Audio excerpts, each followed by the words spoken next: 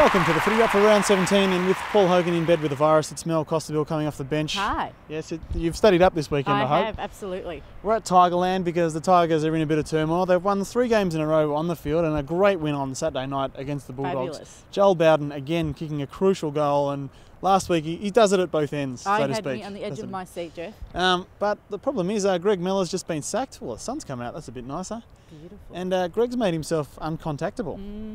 He heard the whispers at Tigerland, he heard the rumblings, and just when they were about to tell him he'd been sacked, he disappeared. He went to his Raymond Island holiday house, which is only accessible by boat, turned his phone off, and I think he might be delaying the inevitable now. No, Jeff, I've seen him. I'll go get him for you. You want an exclusive? I'll give you an exclusive, Hogan. Basically, we will conduct the interviews after they give us a shortlist. Last question, guys. Last question. Who's the recruitment firm? Who's the recruitment firm? Slades, who we've used significantly in the past. Thank you. Thanks, guys. You don't have some Cheers. quotes from that. Thank you. Guys, can I just clear up a few things? If I read one more report saying Michael O'Shaughnessy and not Morris O'Shaughnessy, someone's going to get hit. The guy's name's Morris, M-A-U-R-I-C-E, and not Michael, that's his brother. So can we just be clear on that? Thanks. Everyone's writing Michael O'Shaughnessy. Greg, you do. I don't know. I know. Greg, Don't I know who that pretend we is. don't know who you are. It's Greg. You do know that the writing's on the wall, don't you? The writings on the wall, is that some kind of reference to graffiti or? No. Have you not heard the drums beating about what's going on? Oh, it's a bit ambiguous, isn't it? Drums beating. Is that percussion? I don't really do music. Greg, you've lost your job. I gotta go. I've got. They've somewhere to be. sacked you. Greg, Gary March has just announced that you've been sacked. Greg, the window's not even up. Oh, It's sorry. what?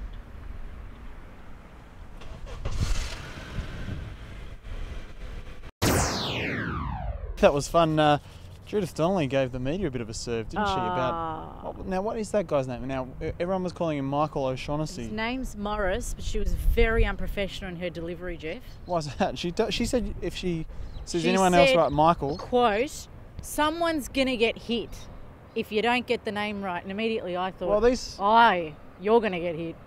Well, these guys are hardened journalists. You have to use that language to get through to them. No, impossible. It just made me get really, really angry, and I thought, hit. If someone's going to get hit, I'll hit you. Don't speak to us that way. Can you organise a hit? Is that? I don't want to advertise anything like that. If you're in the know, you're in the know. This is probably not going to make it past the lawyers, the fictional lawyers. Can I lawyers get your shoe size by the end of the wrap? Thanks. Look, opportunity knocks at Tigerland for somebody else, but it was the weekend of missed opportunities for the rest of the competition, really. Collingwood missing out on Saturday. The Western Bulldogs missing out against Carlton, my team. Your team.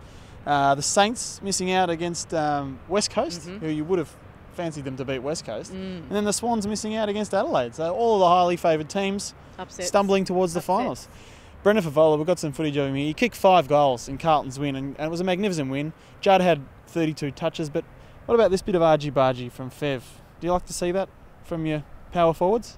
Look, I think there might be a place in it in football, but the thing with Fev is that he's the devil that you love to love and you love to hate at times as well. Do you like a rugged sort of footballer, or what are you looking for in your footballer? But sometimes it's a bit too argy-bargy, is it not? I don't know. You tell me.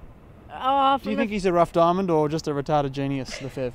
I think he might have a touch of the retarded genius chromosome in him somewhere, but maybe that kind of lovable rogue bloke is something that's he's kind of worked on. And maybe that is what the lady. We saw Buddy Franklin as well. He's a retarded genius. He kicked a banana from 35 metres out on the boundary line. But Buddy can do no wrong. Do you know what a banana is? Is it holding the ball like that and a little bit on the side, yeah, and it sort of curves around like a banana. Right, yep. But very unusual to do it from that far out. But he can't do any wrong, can he? Who? Buddy Franklin? No.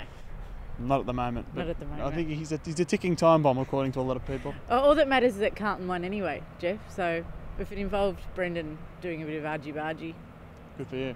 I'll turn a blind eye to it. Melanie, a little bit earlier we did the hilarious skit with Greg Miller, and we got this jacket from Dimmy's actually to do it with. We did. Just to add a bit, we know no expense spared at the Footywrap, but Here it is, $9.95 $9.95. at Dimmies. Now, what are your thoughts on these Dimmies counterfeit You get an AFL emblem products? as well. Doesn't actually say Richmond Football Club. It says Tigers Men's League, which is a little bit dodgy. But would you wear one of these? Or? Jeffrey, I own the Carlton version of this $9.95 vest. That's good. So it's got the CFC on it. Well, you don't. I mean, everyone knows that the Navy and the Blues Carlton anyway. I don't need CFC. So it doesn't even have the No, logo well, on it's the front. got like an emblem. The Men's League. Well, like an ad hoc men's league emblem. And my mum put numbers on the back anyway, so it's the same. And those CK glasses, they're the ones you got in Bangkok as well, the ladies' marker. Well, no one's ever asked me that. And the Elwood jumper, doesn't quite feel sort of Don't, mercerised? that stitching will come off. Mum has to fix it. Geelong prevailed in the blockbuster on Friday night against Hawthorn. Unfortunately, Channel 7, in their infinite wisdom, didn't decide to show it live. No. Better Homes and Gardens got the nod. Do you like that show? I love Better Homes and Gardens, but at this integral point of the season, I think they should have screened the game. What is it that you love about it? The cooking segment. Is that Huey or who does the cooking? No, his name's Eddie. Eddie. Mm. Fast Eddie. Well, yeah. Did you remember Fast Eddie's, the Do you burger remember place? Fast yeah, Eddie? I used to do. like a mango I cloud. remember Fast Eddie. But the Tigers faced Geelong on Saturday night, and a big test for the Tigers. If they're going to make the finals, they're going to have to... Well, actually, they're not going to beat Geelong, but... But they might. Look at what happened on Saturday night, Jeff.